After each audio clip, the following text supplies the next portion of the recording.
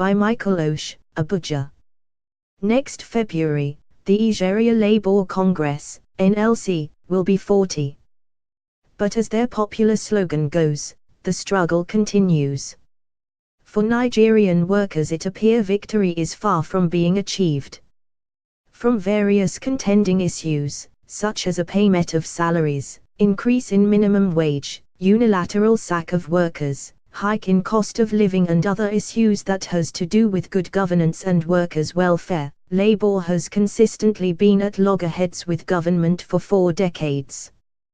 When the Nigeria Trade Union Congress, TUC, Labour Unity Front, LUF, United Labour Congress, ULC, and Nigeria Workers' Council, NWC, in 1978 decide to merge together to form the Nigeria Labour Congress, NLC, their major objective was to protect, defend and promote the rights, well-being and the interests of all workers, pensioners and the trade unions.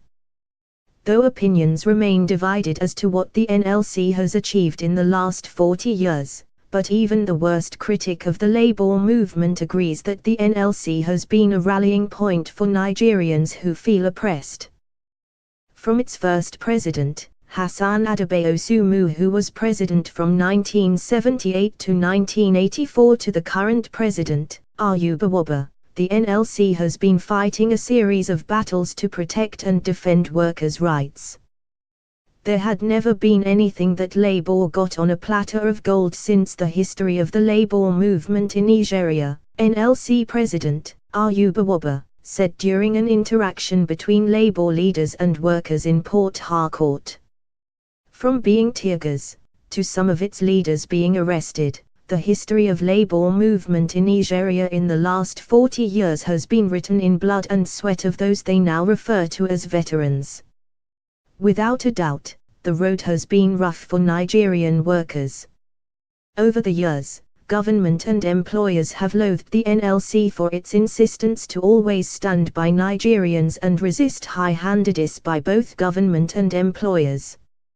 Naturally, and in view of the difficult task of negotiating and efforts to wring out the best deals and packages for its members, any or indeed all approaches of demands by NLC from employers of Labour in Nigeria are most times construed to be confrontational or antagonistic, to say the least.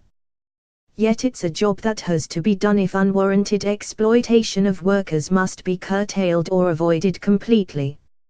In its 4 decades of existence, the NLC has survived attempts by various military and civilian government to dissolve it. Most significant of such challenges have been direct assaults on its existence on 2 occasions. 10 years after its formation in February 1988, the Congress was dissolved by the military junta of General Ibrahim Babangida, a dissolution that was to last 10 months.